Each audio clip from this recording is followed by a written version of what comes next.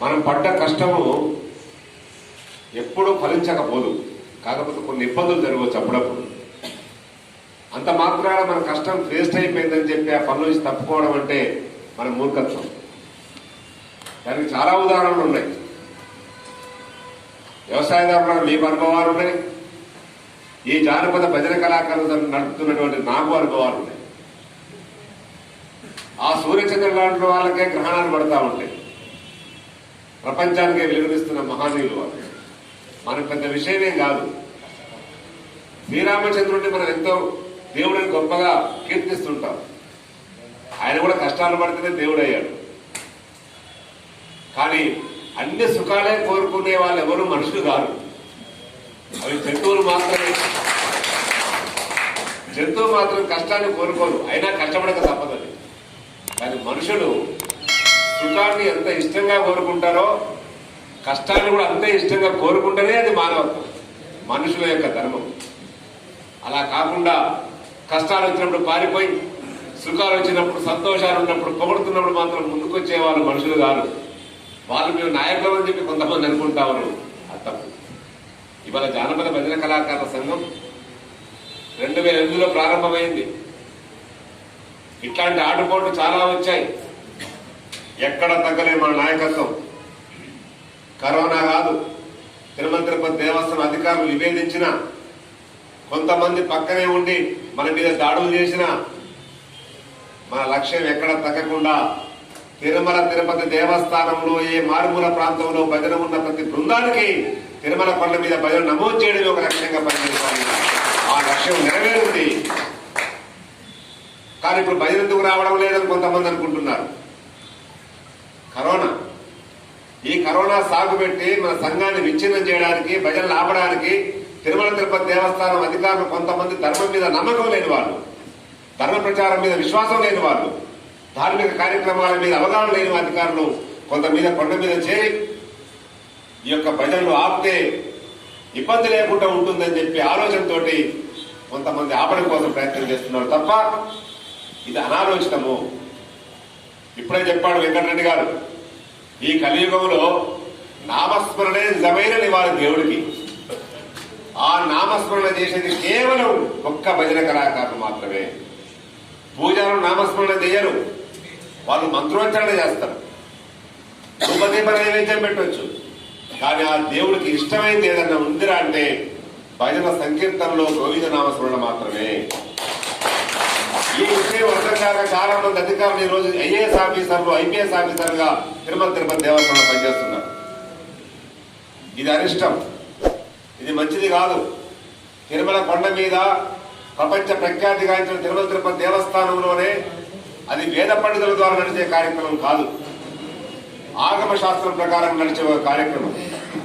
ఆగమ శాస్త్రాల్లో పట్టుబట్టి ఉన్న కార్యక్రమం ఏదైనా ఉందిరా అంటే నిరంతర అఖండ నామస్మరణ, అఖండ దీపోత్సవం.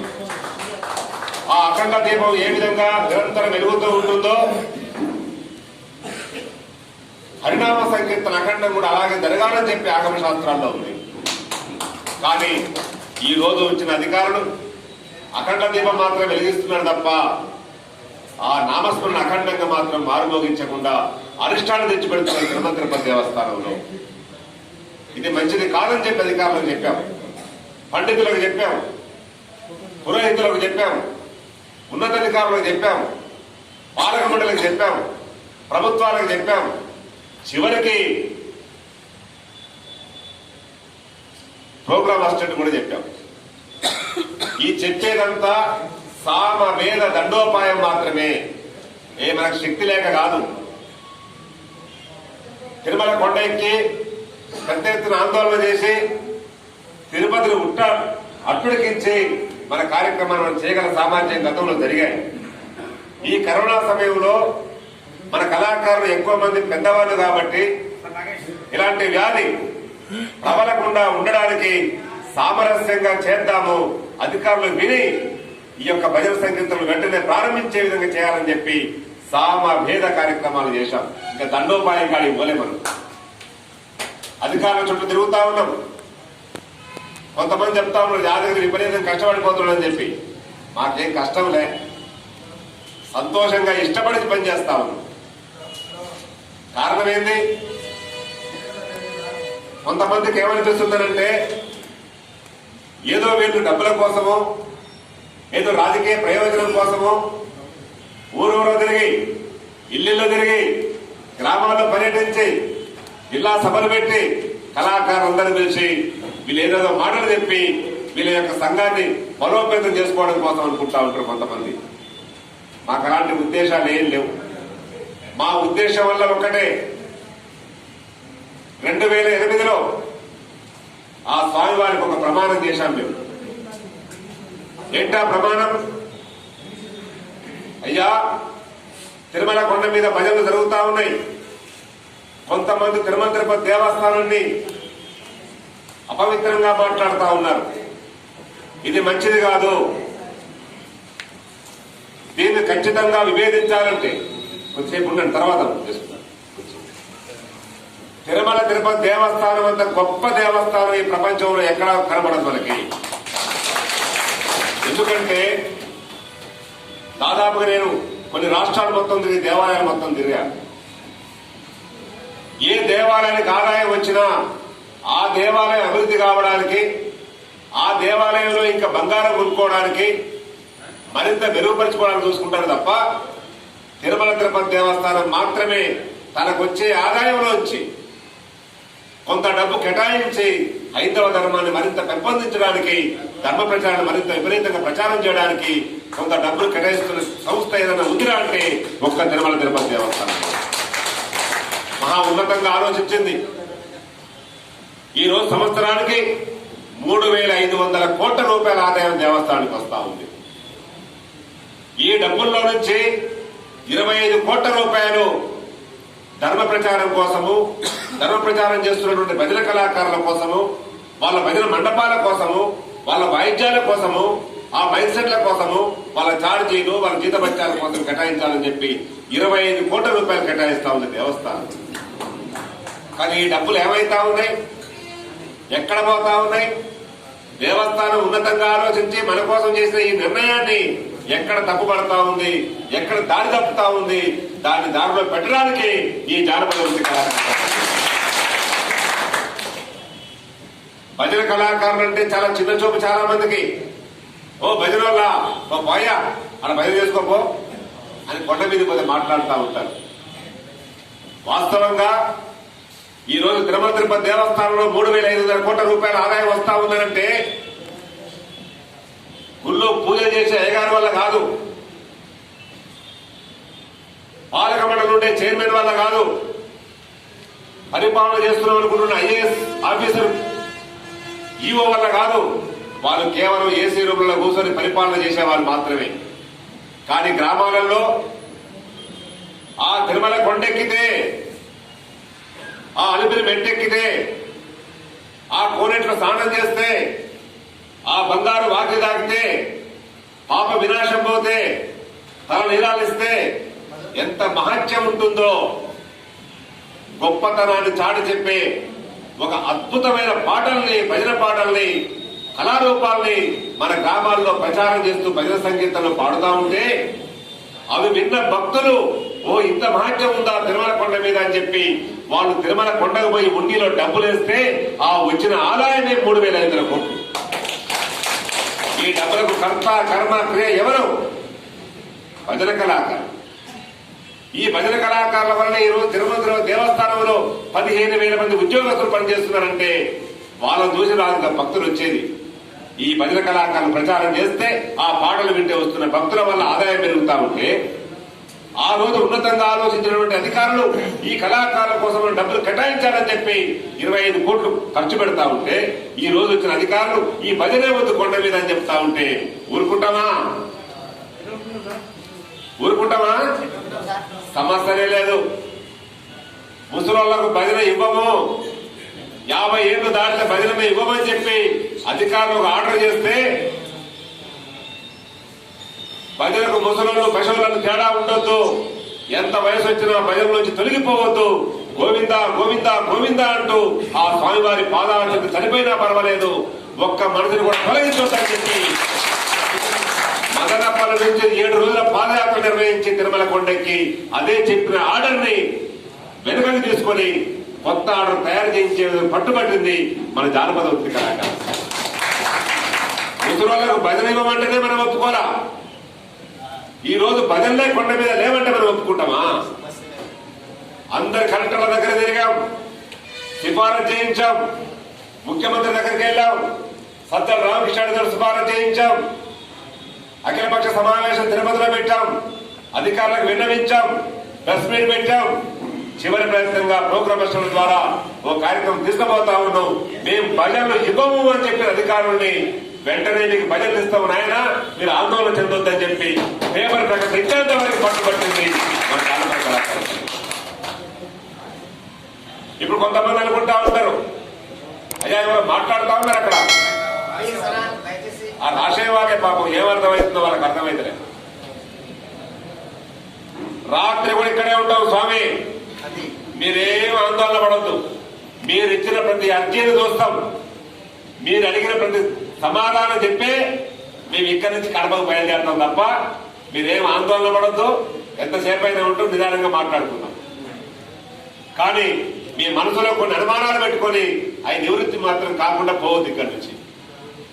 ఇక కొంతమంది ప్రచారం చేస్తా ఉంటారు, తిరుమల కొండ మీద భజన ఇచ్చేది దేవస్థానం వాళ్ళు, భజన చేసేది భజన కళాకారులు, మధ్యన ఈ సంఘం ఎందుకు, ఈ సభ్యత్వం ఎందుకు, ఈ గుర్తింపు కార్లు ఎందుకు అని చెప్పి కొంతమంది పక్క నుండి ప్రచారం చేస్తా ఉంటారు. పక్క నుండి దేవస్థానాలు కూడా అదే చెప్తారు.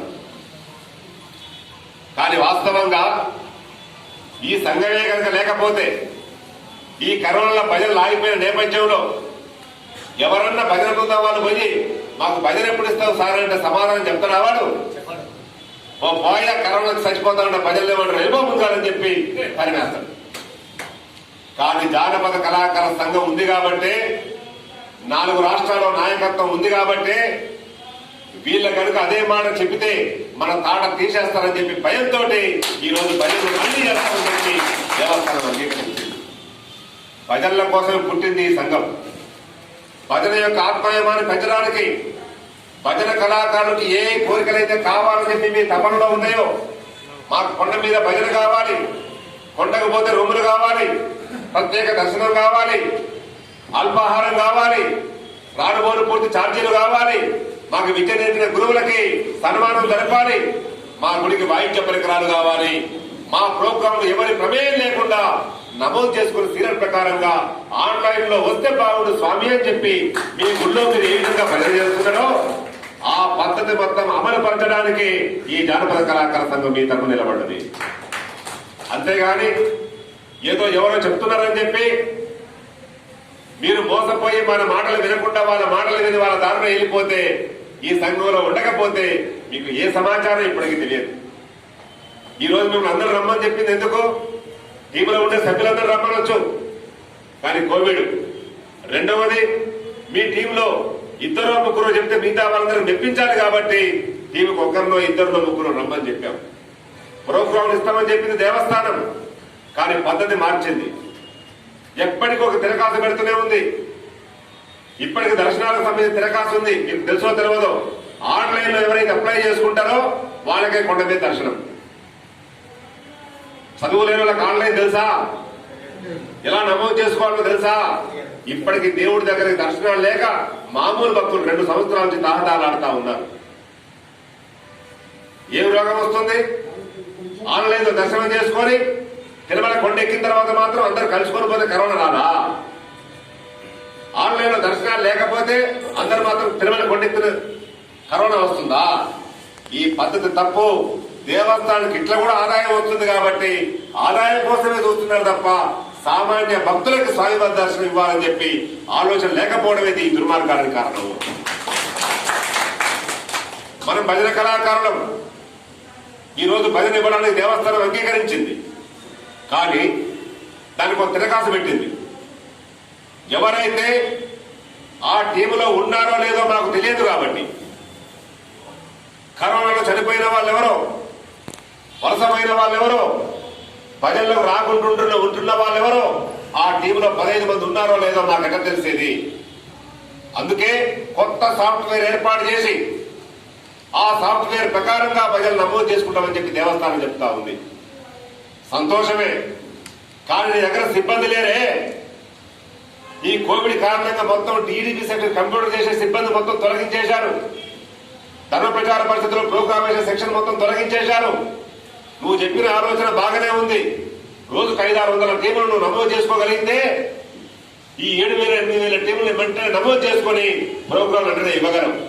కానీ నువ్వు రోజుకు 50 టీములు కూడా నమోదు చేసుకునే సిబ్బందికి లేకుండా, ఈడీపీ సెక్షన్ లో మనుషులు లేకుండా, కంప్యూటర్ చేసే మనుషులు లేకుండా నువ్వు కొత్త సాఫ్ట్వేర్ తయారు చేసి ఎప్పుడు ఈ 7,000 టీములు నువ్వు బదిలించేది? ఆ పద్ధతి బాగలేదు, మీరు ఆలోచించుకోండి అని చెప్పాం అధికారులకి. ఎవరైతే పాత బృందాలైతే ఉన్నాయో ఆ పాత బృందాలు మొత్తం అట్లే ఉంచండి. కాకపోతే ప్రతి బృందం నుంచి ఆధార్ కార్డు జిరాక్సులు, 2 ఫోటోలు, ఆ team leader bank account xerox, వాళ్ళ టీంలో అప్డేట్ అయ్యే ఫోన్ నెంబర్లు మొత్తం తీసుకొని ఆ టీంలో అవన్నీ బాగానే ఉన్నాయనుకుంటే ఆ పేపర్లు వాపసు ఇచ్చేయండి. ఏమైనా ఇబ్బందులు ఉన్నాయి, 2-3 చనిపోయినట్టు కానీ ప్రజలు రాకుండా టీం లీడర్లు ఒప్పుకొని వేరే వాళ్ళు నమోదుకి ఇస్తే వాటిని నమోదు చేసుకొని ఆ బృందాలు అంటే కొనసాగిస్తే మీకు పని తగ్గుతుంది, మాకు ప్రజలు తొందరగా వస్తుందని చెప్పి అధికారులకు చెప్పడానికి మీ అందరి దగ్గర నుంచి అప్లికేషన్ ఫారాలు మేము కోరుతా ఉన్నాం. అంతేగాని ఏముందిలే మా ప్రజలు అప్పుడే ఉన్నాయి కదా, పాతవి ఉన్నాయి కదా, మీ ఇవ్వకపోయినా పర్వాలేదంటే ఆ ప్రజల నమోదులో లేనట్టు లెక్కకు తీసేసి ఆ టీములు పక్కన పెట్టేస్తారు దేవస్థానం అధికారులు. అప్పుడు మీరు 2 ఏళ్ళు 3 ఏళ్ళు 4 ఏళ్ళు అయినా ఎదురు చూడాల్సిందే తప్ప మీకు భజన కొండ మీద రాదు. వేరే వాళ్ళ మాట దేవుడరు. మన జానపద వృత్తి కళాకార సంఘంలో ఉండి గుర్తింపు కార్డు ఉంది, సంవత్సరం సభ్యత్వాలు కట్టుకుంటూ ఎప్పటికప్పుడు సమాచారాన్ని మీకు తెలియజెప్పడానికే మీ యొక్క కార్యక్రమాన్ని రూపొందించుకొని మిమ్మల్ని అందరూ రమ్మని చెప్పి ప్రతి విషయాన్ని పూసగుచ్చినట్టు మీకు చెప్పి ఆ పద్ధతి ప్రకారంగా మీరు నమోదు చేసుకోవాలని చెప్పి ఈ యొక్క కార్యక్రమాన్ని మనం ఏర్పాటు చేస్తున్నాం. మీరు అర్థం చేసుకోవాలి. ఉన్నాయి మీ టీములన్నీ ఉంటాయి, కానీ ఆ టీములు ఉన్నాయా లేవా వాళ్ళు రికగ్నైజ్ చేయాలంటే మళ్ళీ మీరు ఆధార్ కార్డుతో సహా మీరు ఇస్తే ఆ టీము ఉన్నట్టుగా గుర్తించి మీకు ప్రజలకు ఇవ్వడానికి అవకాశం ఉంటుంది.